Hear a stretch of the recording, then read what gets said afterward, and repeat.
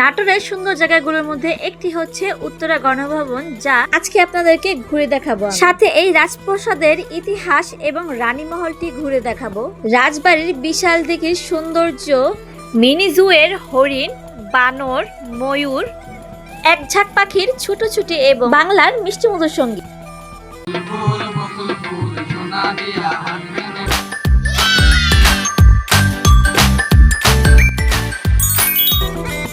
আসসালামু আলাইকুম এভরিওয়ান, কেমন আছেন সবাই? আশা করি আপনারা সবাই অনেক ভালো আছেন এবং আমাদের রাজশাহী ব্লগ কিন্তু এখনো শেষ হয়নি। এই ব্লগটা হবে এবং এরপরে আরেকটি ব্লগ হবে ইনশাআল্লাহ। তারপর আমরা রাজশাহী সিরিজগুলো শেষ করে দিব। তো আজকে আমরা যাচ্ছি নাটোরের উত্তরা গণভবনে। অসম্ভব সুন্দর একটি জায়গা। নাটোর জেলা শহর থেকে মাত্র 3 কিলোমিটার উত্তরে অবস্থিত এই রাজপ্রাসাদটি। তো এসে পড়েছি আমরা উত্তরা গণভবনের ঠিক প্রবেশদ্বারের সামনে। আর এই প্রবেশদ্বারের একটি বিশাল ইতিহাস আছে, আর সেটা হচ্ছে এটার উপরের যে ঘড়িটা আছে সেটা। এই ঘড়ি নাকি পৃথিবীতে মাত্র 2টি আছে, তার মধ্যে একটি হচ্ছে আমাদের দেশে আর সেটি হচ্ছে এটি। ভিতরে যাওয়ার আগে এই ডিটেলস কিছু দিয়ে দিই আপনাদেরকে। এই ঘড়িটি নাকি বিদ্যুৎ বা ব্যাটারি ছাড়া সম্পূর্ণ মাধ্যাকর্ষণ শক্তিতে চলে। তাও নাকি 2টি পাথরের ওজনের সাহায্যে এই ঘড়িটি চালানো হয়। ইতালির ফ্লোরেন্স থেকে আনা হয়েছে এই ঘড়িটি 1754 সালের দিকে। প্রতি ঘন্টায় ঘড়িটি নিয়ম অনুযায়ী বেজে ওঠে। প্রতিটি রাজবাড়ির প্রবেশদ্বারই বলে দেয় এই রাজবাড়ির বিশালতা কতটুকু। এর প্রবেশদ্বার দেখে বুঝতেই পারছেন এটি কত সুন্দর এবং এর বিশালতা কতটুকু। 41.51 একর জায়গা জুড়ে দৃষ্টিনন্দন এই প্রাসাদটি গড়ে তোলেন রানী ভবানী তার বিশ্বস্ত নায়েব দয়ারাম রায়ের উপর সন্তুষ্ট হয়ে তাকে দীঘাপতিয়া পরগনা উপহার দিয়েছিলেন। পরবর্তীতে 1734 সালের দিকে তিনি এখানে রাজপ্রাসাদ গড়ে তোলেন। এই দীঘাপতিয়া রাজবাড়ি সম্পর্কে কিছু ইম্পর্টেন্ট ইনফরমেশন আপনাদেরকে দিয়ে দিই। এখানে প্রবেশ মূল্য আছে, অবশ্যই আপনাকে দিতে হবে 30 টাকা করে, এবং সকাল 10টা থেকে 5টা পর্যন্ত খোলা থাকে এই রাজপ্রাসাদ বা বাসভবনটি। তবে আমরা যেই টাইমে গিয়েছিলাম সেটি হচ্ছে গরমকাল, অর্থাৎ দিন বড় থাকায় 5টার পর বন্ধ করা হয়েছিল। তবে রবিবার কিন্তু দর্শনার্থীদের জন্য বন্ধ রাখা হয় এই বাসভবনটি।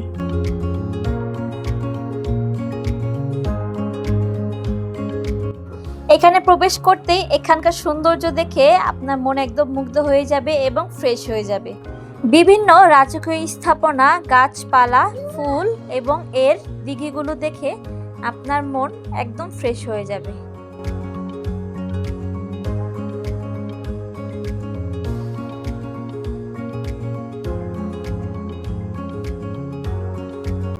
এখানে ছিল ছোট থেকে বড় বড় অনেক ফুলের গাছ। তার মধ্যে এই ফুলের গাছটি কিন্তু খুবই সুন্দর ছিল, যা আমার কাছে খুবই ভালো লেগেছে। এটা এখানকার প্রধান প্রাসাদ। এই প্রাসাদটি বাংলাদেশের প্রধানমন্ত্রী অথবা রাষ্ট্রপতি প্রধান কার্যালয় হিসেবে ব্যবহৃত হয়ে থাকে। প্রধানমন্ত্রী অথবা রাষ্ট্রপতি আসলে কিন্তু এই ভবনটিতেই তারা স্থান করে থাকেন। মূল প্রাসাদটির সামনেই 2টি কামান দেখতে পাচ্ছেন। জানা গেছে এই রাজবাড়িতে নাকি 4টি কামান আছে। প্রতিটি রাজবাড়িতেই দেখা যায় বিশাল বড় বড় গাছের মেলা, এখানেও ঠিক তেমনটাই।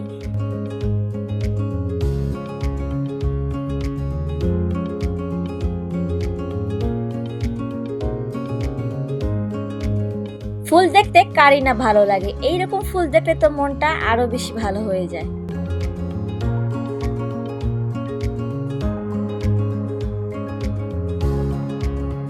প্রতিটি রাজবাড়িতেই দেখতে পাবেন এইরকম ঠিক বিশাল বড় বড় গাছ, এবং রাজবাড়ি না, নাটোর জেলাটাতেই কিন্তু এইরকম বড় বড় গাছের মেলা দেখতে পাবেন আপনি যখনই বের হবেন। এই দিকটাই ছিল রাজার আমের বাগান, এর মধ্যে ছিল বড় বড় আম, যা আপনার দৃষ্টি কেড়ে নিবে এক মুহূর্তেই। এই প্রাসাদটির যেই দিকে তাকাবেন একটি রাজকীয় ছাপ দেখতে পাবেন।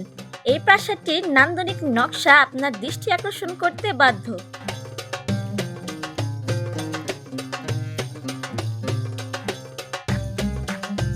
রাজপ্রাসাদের বাম দিকে প্রথম ঘুরে নিয়েছিলাম, সেখানে ছিল এইরকম বড় বড় আমের গাছ, এবং এই পাশটা ঘুরে আমরা চলে গিয়েছিলাম রাজপ্রাসাদের বাম দিকে।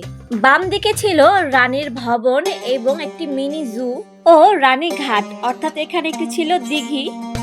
দিঘিটি ছিল বিশাল বড় এবং এর সৌন্দর্য ছিল বিশাল।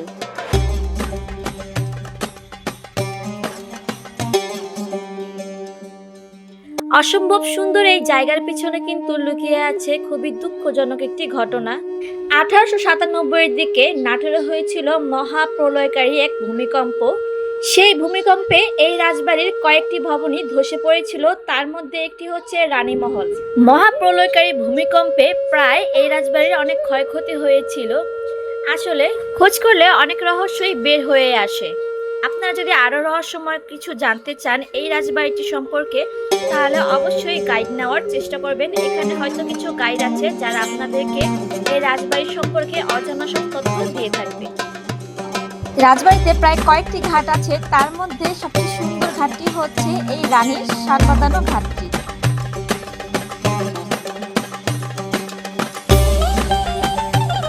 এটি তো হচ্ছে রানীর সান বাঁধানো ঘাট, এবং রাজার কিন্তু আরো বড় একটি সান বাঁধানো ঘাট আছে, সেটি হচ্ছে প্রধান রাজপ্রাসাদের ঠিক পিছের দিকেই।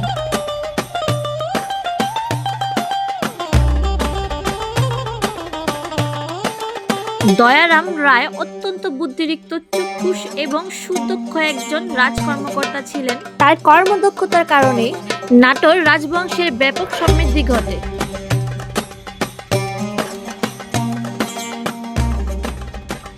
অনেকেই বলে থাকেন রানী ভবানী অত্যন্ত চক্ষুষ এবং বুদ্ধিমতী ছিলেন। তার কাজে কোনো রকম ভাবে হস্তক্ষেপ করতে পারে, তাই রানী ভবানী নিজের অধীনস্থ দীঘাপতিয়া পরগনা দান করে দেন দয়ারাম রায়কে। এই ধারা রানী ভবানী মূলত তার রাজবাড়ি ও রাজ কার্যক্রমগুলো নিজের মতো করে পরিচালিত করার পথ সুগম করে নিয়েছিলেন।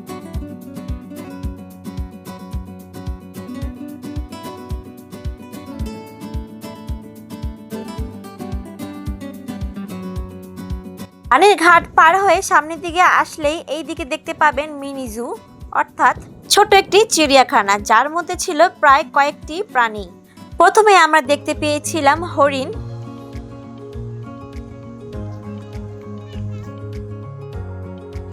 আমার আশফিয়া তো এইখানে দেখছিল হরিণগুলো, প্রথমবার সে দেখতে পেয়েছে, আর আমরা হয়তো কাছে থেকে প্রথমবার দেখতে পেলাম এই হরিণগুলো। মাশাআল্লাহ, প্রতিটি হরিণই দেখতে সুন্দর এবং সুস্বাস্থ্যবান ছিল। এখানে কয়েকটি প্রায় হরিণের বাচ্চাও ছিল। বিশাল একটি জায়গা জুড়ে প্রায় এই হরিণগুলো পালা হচ্ছিল। মানুষ দেখতেই হরিণরা ছুটে আসছিল কিছু খাওয়ার জন্য অথবা আদর পাওয়ার জন্য। গ্রিলগুলোর ফাঁক দিয়ে মুখ বের করে দিচ্ছিল এবং আদর দিলে চুপ এবং শান্ত থাকছিল।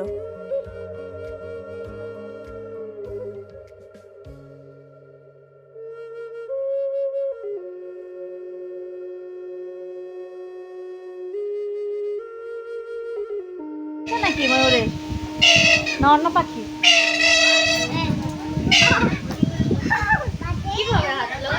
হরিণ দেখে একটু সামনে আসতেই দেখা গেল এই ময়ূরটা, আর আসতেই এই ময়ূরটা অনেক আওয়াজ করতেছিল।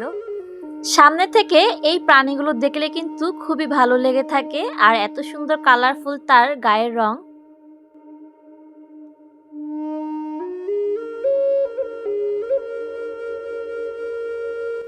ময়ূরের সাথে সাথেই প্রায় কয়েকটি প্রাণী ছিল এইখানে, তার মধ্যে একটি হচ্ছে আফ্রিকান গ্রে প্যারেট। এটাও দেখতে প্রায় ময়ূরের মতোই ছিল গায়ের রংটা, তবে এর জাত ভিন্ন।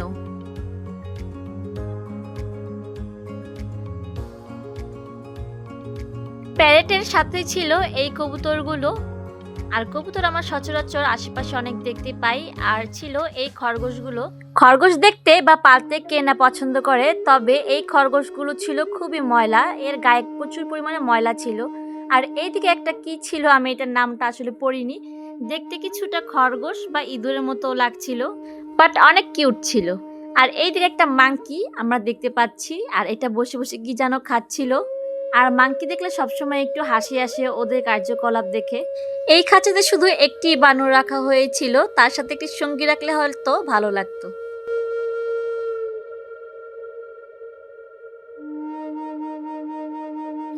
মিনি জু এর কিছু প্রাণী দেখে একটু বসলাম রেস্ট নেওয়ার জন্য, আর হুট করে এই দিকটা তাকিয়ে দেখি শত শত পাখি উড়ছে আকাশের মাঝে। প্রথমে অল্প কিছু পাখি গাছের আড়াল থেকে বের হয়ে খোলা আকাশে উড়ছিল, তারপর অন্যান্য দূর থেকে পাখিগুলো এসে তাদের সাথে যোগ হলো। একটি বিরল দৃশ্য দেখতে পেলাম ওই দিন। এত শত শত পাখি কখনো দেখিনি আকাশে এইরকম ভাবে একসাথে উঠতে। আর এইরকম দৃশ্য দেখে কিন্তু সবাই হুমড়ি খেয়ে পড়লো, আসলে কি হয়েছে যে পাখিগুলো এইরকম ভাবে উড়ে করছে। তখন পরিবেশটাও একদম শীতল ছিল, গাছের পাতাগুলো নড়ছিল সুন্দর বাতাসে।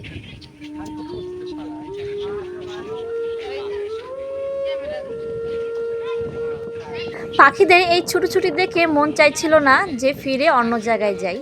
তো আমাদের সময় শেষ হয়ে আসছিল, পুরোটা গণভবন দেখে আমাদের বের হয়ে যেতে হবে, কারণ সময় শেষ হয়ে গিয়েছিল প্রায়। আর এইদিকে আসতে দেখি কিছু ভাইয়ারা খুবই সুন্দর গান গাচ্ছে। চলুন তাহলে গানটি শুনে আসি তাদের মুখে।